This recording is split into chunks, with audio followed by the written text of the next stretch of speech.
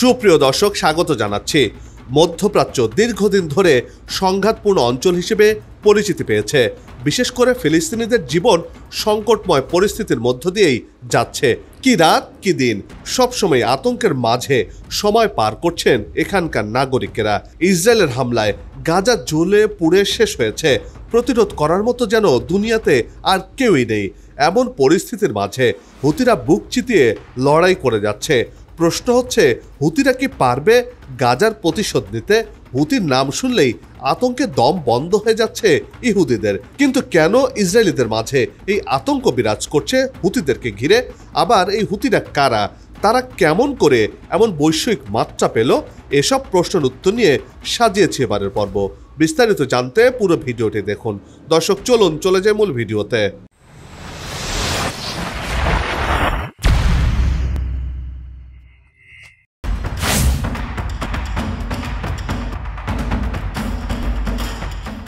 মধ্যপ্রাচ্যে দীর্ঘদিন ধরে সংঘাত লেগে আছে।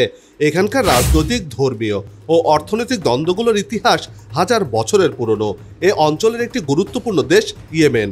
বর্তমানে দেশটি নতুন এক সংঘাতের দিকে এগিয়ে চলছে। এমন পরিস্থিতির মাঝেও সাম্প্রতিক সময়ে ইয়েমেনের হুতি বিদ্রোহীরা সামরিক শক্তি বৃদ্ধি করেছে। একই সাথে দেশটির বিভিন্ন অঞ্চলে নিজেদের নিয়ন্ত্রণ আরও বিস্তৃত করেছে এই হুতি বিদ্রোহীরা। নিজস্ব চেতনায় উদ্বুদ্ধ হয়ে এগিয়ে যাচ্ছে তারা।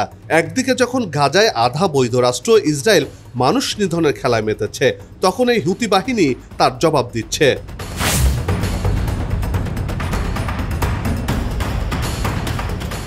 হুতি আন্দোলনের আনুষ্ঠানিক নাম আনসারুল্লাহ। গোষ্ঠীটির উৎপত্তি ইয়েমেনের উত্তরাঞ্চলীয় সাদা প্রদেশে 1990-এর দশকে। এটি মূলত জায়দি শিয়া সম্প্রদায়ের প্রতিনিধিত্বকারী একটি গোষ্ঠী। প্রতিষ্ঠাতা হুসাইন বাদরুদ্দিন আল হুতি 2004 সালে ইয়েমেনি সরকারের হাতে নিহত হওয়ার পর এ গোষ্ঠী ধীরে ধীরে বিদ্রোহী শক্তিতে রূপ নেয়। মার্কিন ও ইসরায়েল বিরোধী অবস্থান, জায়নি শিয়া সংস্কৃতি রক্ষা, এই দুটি হচ্ছে হুতিদের মূল নীতি ও আদর্শ।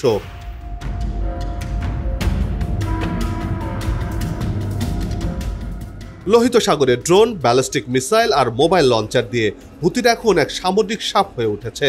ইয়েমেনের হুতি বিদ্রোহীরা বিশ্বের অন্যতম গুরুত্বপূর্ণ জলপথ লোহিত সাগরের নিয়ন্ত্রণ নিতে সক্ষম হয়েছে। এই জলসীমায় এখন আর যুক্তরাষ্ট্রের নিরাপত্তা কাজ করছে না। লোহিত সাগরে হুতিদের সাথে যুদ্ধে হেরেছে খোদ মার্কিন যুক্তরাষ্ট্র। এমনকি নাকে খত দিয়ে হুতিদের সাথে যুদ্ধবিরতি চুক্তি করেছেন মার্কিন প্রেসিডেন্ট ডোনাল্ড ট্রাম্প।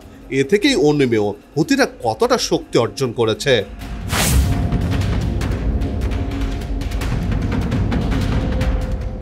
ফিলিস্তিনিদের পক্ষ নিয়ে তেল আবিবের রকেট হামলা চালিয়ে যাচ্ছে ইরান সমর্থিত ইয়েমেনের সশস্ত্র গোষ্ঠীটি। আর এতে ইসরায়েলের আতঙ্ক যেন পিছু ছাড়ছে না। ইসরায়েলিদের ঘুম এখন হুতিদের জন্য দুঃস্বপ্ন হয়ে দেখা দিয়েছে। রাতের অন্ধকার কিংবা ভোরের আকাশে সূর্য ওঠার আগেই দেখা দেয় আগুনের গোলা। দেখলে মনে হয় যেন আকাশ থেকে আগুন বৃষ্টি ঝরছে।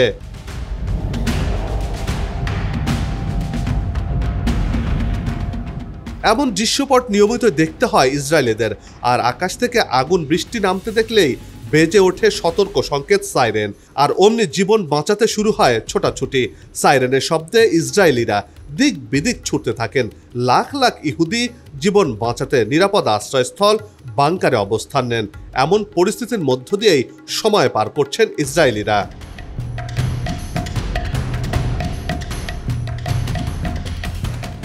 এই আগুনের গোলাগুলো ছোড়া হয় ইয়েমেন থেকে। দেশটির বিদ্রোহী গোষ্ঠী হুতিদের ছোড়া এক একটি মিসাইল ইসরায়েলের আকাশে আগুন বৃষ্টির মতো করে নামতে থাকে, যে কারণে ইসরায়েলের রক্ষা কবচ বা আয়রন ডোমও তা থামাতে পারে না, কার্যকর হয় না এক্ষেত্রে। যদিও ইসরায়েল কখনোই তা স্বীকার করেনি। এমন ঘটনা এখন নিত্যদিনের, যার কারণে ইহুদিদের জীবন বাঁচানো যেন দায় হয়ে পড়েছে। এমন অবস্থানের জন্য ইসরায়েলের প্রধানমন্ত্রী বেনিয়ামিন নেতানিয়াহুর যুদ্ধাংভাবকেই দায়ী করছেন দেশটির সাধারণ মানুষ।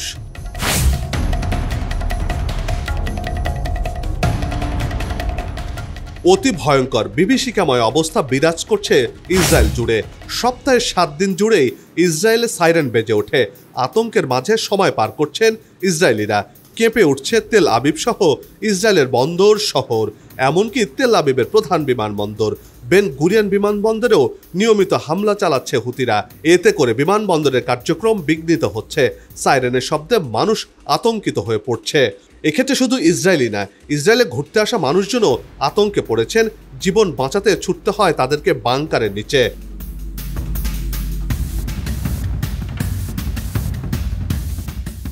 হুতিদের পক্ষ থেকে বেন গুরিয়ন বিমানবন্দরে বিমান চলাচলের ওপর নিষেধাজ্ঞা জারি করা হয়েছে।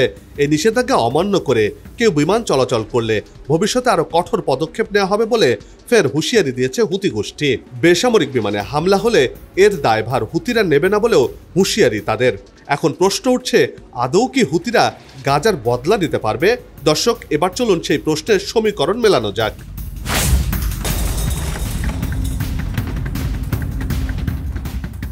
হুতিদের অস্ত্র, ড্রোন প্রযুক্তি ও গোয়েন্দা সহায়তা নিয়ে ইরানের সংশ্লিষ্টতা অনেকবার প্রমাণিত হয়েছে। হুতিদের রেড সিতে ইসরায়েল সমর্থিত জাহাজে হামলার পেছনে ইরান থেকে উৎসাহ এবং প্রযুক্তিগত সহায়তা রয়েছে বলেও আন্তর্জাতিক গোয়েন্দা প্রতিবেদনের তথ্য উঠে এসেছে। তবে এখানেই প্রশ্ন, হুতিরা কি শুধুই ইরানের প্রক্সি, নাকি তারা একটি আদর্শিক প্রতিরোধ আন্দোলনে রূপান্তরিত হচ্ছে? বিশ্লেষকরা বলছেন এই দুই চরিত্র হুতিদের মাঝে মিশে গেছে। ইরান তাদের সুবিধাভোগী মিত্র, কিন্তু হুতিরা এখন নিজেদের কৌশল নির্ধারণে স্বাধীন।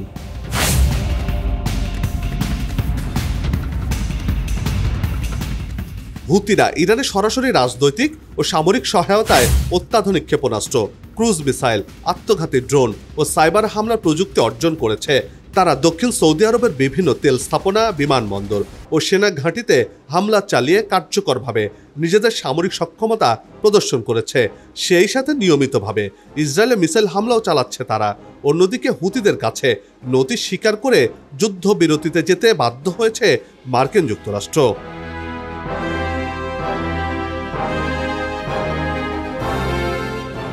তাদের হাতে বর্তমানে যেসব অস্ত্র রয়েছে এর মধ্যে রয়েছে কাসেব 2K এবং অহেদ সিরিজের সশস্ত্র ড্রোন, বুরকান ও সিয়ারিল স্টাইল ব্যালিস্টিক মিসাইল, দূরপাল্লা ক্রুজ মিসাইল যেগুলোর রেঞ্জ 1200 কিলোমিটার পর্যন্ত, ইরানের প্রযুক্তিতে তৈরি রাডার চালিত ড্রোন, সরবোট ও ক্ষেপণাস্ত্রবাহী নৌযান। এই সক্ষমতাগুলো হুতিদের শুধু ইয়েমেন নয়, গোটা উপসাগরীয় অঞ্চলে প্রতিরোধ শক্তি হিসেবে প্রতিষ্ঠিত করেছে। ইসরায়েলি বর্বরতা বন্ধ না হলে তারা প্রতিশোধমূলক সামরিক ব্যবস্থা গ্রহণ করবে, যা ধাপে ধাপে এরই মধ্যে শুরু করেছে এই হুতি বাহিনী।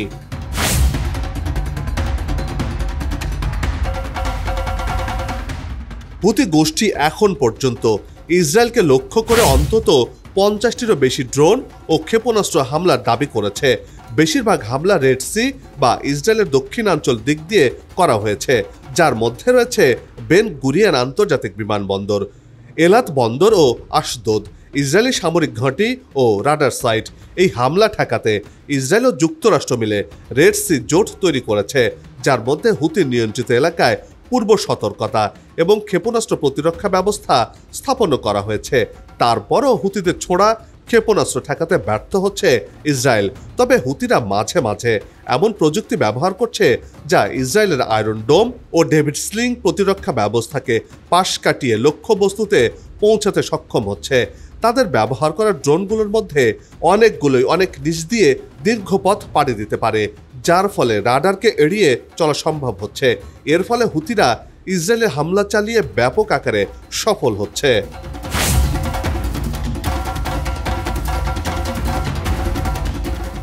হুতিদের উত্থান নিছক ইয়েমেনের গৃহযুদ্ধের ফল নয়, এটি মধ্যপ্রাচ্যের বৃহত্তর ভূ রাজনৈতিক রূপান্তরের প্রতিচ্ছবি। আজ তারা গাজার পক্ষে যুদ্ধের দাবি করে, কাল তারা রেড সিতে সামরিক সংঘাতে যুক্ত হয়। এই পরিবর্তিত প্রেক্ষাপটে হুতিরা একটি স্থানীয় বিদ্রোহী গোষ্ঠী থেকে এখন আন্তর্জাতিক রাজনীতির প্লেয়ার হয়ে উঠেছে। গাজায় ইসরায়েলি আগ্রাসনের ভয়াবহ এবং সেই বিপরীতে হুতিদের হামলা, এই দ্বৈত বাস্তবতা মধ্যপ্রাচ্যকে আরও অস্থির ও জটিল করে তুলছে। ভবিষ্যতে এই উত্তেজনার পরিণতি কেবল রেড সি কিংবা গাজায় সীমাবদ্ধ থাকবে না, তা ছড়িয়ে পড়বে বৃহত্তর বিশ্ব ব্যবস্থায়, এমন আশঙ্কাই করছেন বিশ্লেষকরা।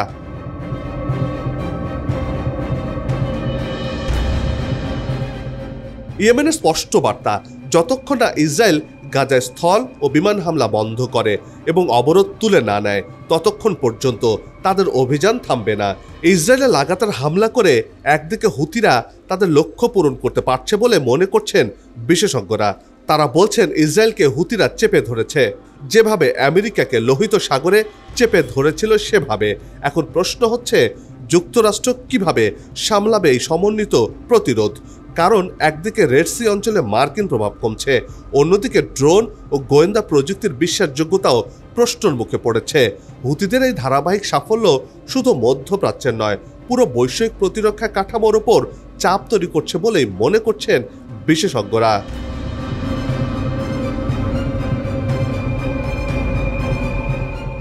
বিশেষজ্ঞদের মতে আন্তর্জাতিক কূটনৈতিক অঙ্গনে একটি গুরুত্বপূর্ণ বাঁক হিসেবে দেখা হচ্ছে, যেখানে পশ্চিমা শক্তিগুলো সরাসরি ইসরায়েলের যুদ্ধনীতি নিয়ে প্রশ্ন তুলছে। এটি শুধু গাজা সংকট নিরসন নয়, বরং আন্তর্জাতিক মানবিক মূল্যবোধ রক্ষায় ভবিষ্যতের দৃষ্টান্ত হিসেবেও বিবেচিত হতে পারে। তবে এর বাস্তব প্রভাব কতটা হবে তা নির্ভর করছে ইসরায়েলের আসন্ন পদক্ষেপ ও আন্তর্জাতিক সমাজের কার্যকর চাপের ওপর। বিশ্লেষকরা বলছেন, ইসরায়েলের ওপর যথাযথ চাপ প্রয়োগ করতে হলে যুক্তরাষ্ট্র, জার্মানি ও ইতালির মতো প্রধান অস্ত্র সরবরাহকারীদের অংশগ্রহণ অপরিহার্য। অর্থাৎ এই সমস্ত দেশগুলোকে ইসরায়েলে অস্ত্র সরবরাহ বন্ধ করতে হবে।